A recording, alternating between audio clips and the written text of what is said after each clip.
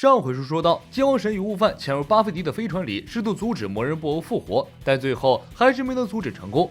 剑王神口中全宇宙最可怕的生物诞生了。那么眼前这个酷似著名相声演员的家伙，实力到底有多强呢？魔人布欧的复活很快引起了悟空和贝吉塔的注意，强大的气息让悟空惊叹不已，贝吉塔却不以为然。他问了一个直击灵魂的问题：你觉得剑王神强吗？在我看来，他不过路人甲而已。反而他似乎很惊讶于我们强大的力量，所以他口中的怪物魔人布欧也许就是普普通通的角色。贝吉塔的观点悟空不敢苟同，悟空坚定地认为这股强大的气息非同一般，而且贝吉塔应该早就已经注意到了，只是他为了和自己约架，加上为了掩盖自己闯祸的事实，不屑于面对现实罢了。悟空劝贝吉塔收手，魔人布欧的觉醒都是因为他们战斗流失能量导致的。贝吉塔表示自己根本不在乎魔人布欧觉醒不觉醒，与他们的格斗无关。可是大家都会被杀掉的，懂吗？包括布马和特南克斯。这一句话直接戳中了贝吉塔的软肋，但贝吉塔依然不肯放弃和悟空的决斗。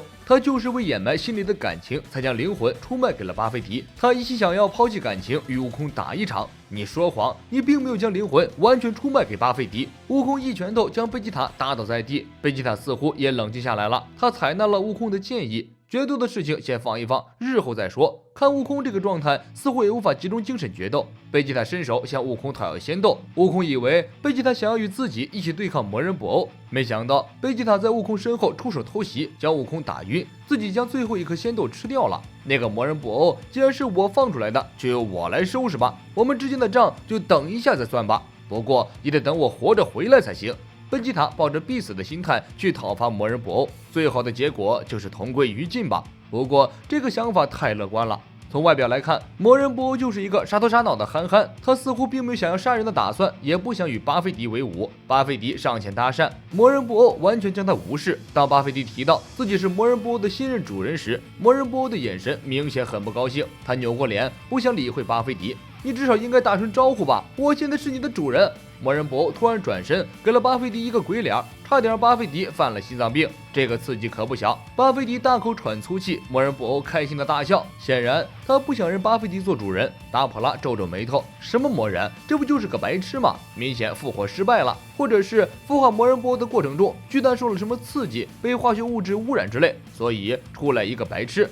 魔人布欧一听这话，转过头来，用额头下面的2条缝紧盯着达普拉。达普拉一愣：“你有什么意见吗？有意见的话，麻烦你睁开眼再说话。”我生气了。魔人布欧摇摇晃晃地跳到达普拉面前，达普拉压根儿就没把他放在眼里。怎么样，你还想跟我动手？不自量力的白痴！悟饭认为这个魔人布欧大概是失败作品，剑王神却打断了悟饭天真的想法。哪有什么失败作品？这就是魔人布欧本哦。这时，魔人布欧头上和手臂上喷射出蒸汽，接着他突然出手，直接戳瞎了达普拉的双眼。达普拉发出惨叫，布欧跳到达普拉身后，一脚下去，达普拉径直飞了出去，撞毁了一座小山包。魔人布欧高兴地拍手大笑。悟饭、剑王神，包括巴菲迪，被吓得目瞪口呆。悟饭的脸上更是露出恐怖的表情。就在刚刚，魔人布欧睁开双眼的瞬间，他的气一下子就提升了。无数事实告诉我们，能在一瞬间突然提升气息的都不是善茬，太可怕了！没想到他这么厉害。另一边，雾天与特南克斯正在赶向战场，终于接近了巴菲迪的基地。雾天突然感受到一股强大的邪恶气息，于是叫停了特南克斯。在荒岛的东面，他们看到大量的飞鸟从那边飞过来。事出反常必有妖，而且刚刚一瞬间，魔人布欧又提升了气息。吴天和特南克斯兴致更浓，加速向魔人布欧的方向飞去。巴菲迪试图控制魔人布欧，不过魔人布欧对他根本无感，也不打算听命于他。巴菲迪以封印咒语做威胁，如果魔人布欧不能服从自己，那么只好将他再度封印。魔人布欧一听这话，态度立刻来了个大转变，对巴菲迪点头哈腰。你要是早这么唠嗑，我早就给你磕几个了。悟饭不愧是读过书的人，脑子确实灵光一些。他一眼就看出魔人布欧天性调皮单纯，不像什么作恶多端的人。问题在于巴菲迪，如果将巴菲迪干掉，魔人布欧应该不会做出什么大恶。可剑王神再次将一个扭转战局的机会给放弃了。他不同意悟饭的办法，理由是如果巴菲迪死了，就没人可以封印魔人布欧了。别看魔人布欧外表这个样子，其实是一个非常可怕的怪物。剑王神期待巴菲迪在彻底无法控制魔人布欧的时候，能将他重新封印起来。只是他忽略了一个要点，巴菲迪彻底无法控制魔人布欧的时候，只有一个结果，就是他死了。巴菲迪给魔人布欧下达了第一个命令：干掉剑王神和悟饭。悟饭见状，拉起剑王神拼命地跑。魔人布欧站在原地，眯着眼微笑，什么动作也没有。巴菲迪急了：“你在干什么，魔人布欧？他们要跑远了呀！”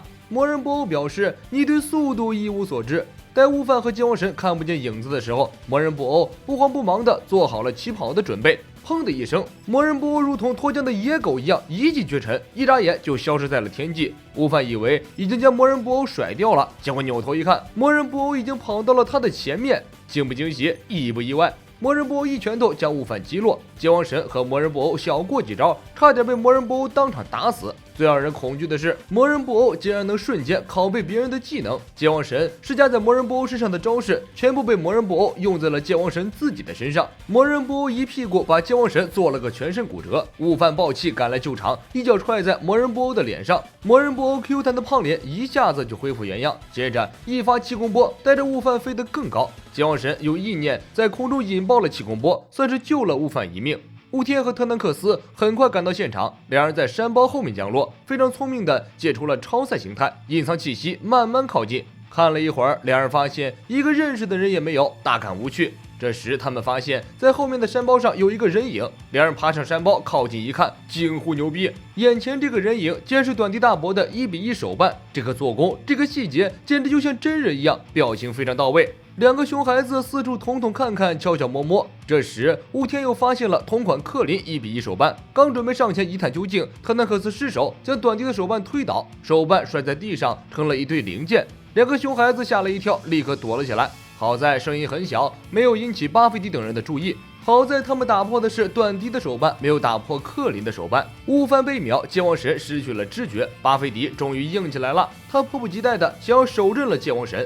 这时，一柄钢叉飞过来，刺穿了魔人布欧。镜头一转，达普拉浑身是血，气喘吁吁地站起来。他表示自己可以再抢救一下，与魔人布欧大战300回合。魔人布欧不敢苟同达普拉的意见，现在达普拉在他眼里已经是一道甜品了。别说大战300回合，大战0.3回合都够呛。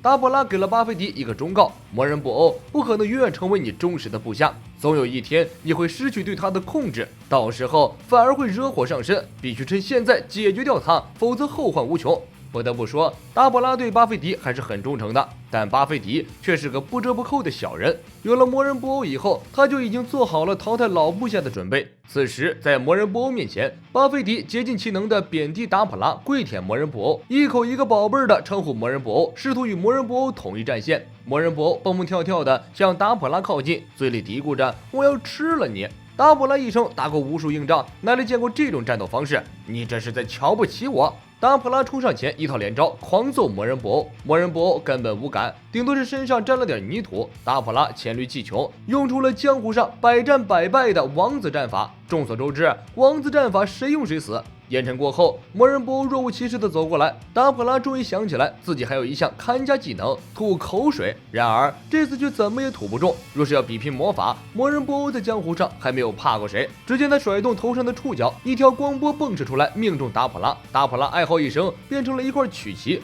魔人布欧将达普拉曲奇吞进肚子里，达普拉死了，他的魔法自然也就解除了，克林变回了原样。雾天和特南克斯看到克林后恍然大悟，原来那不是1:1手办，是被变成石像的真人。这样一来，短笛岂不是被特南克斯亲手杀死了？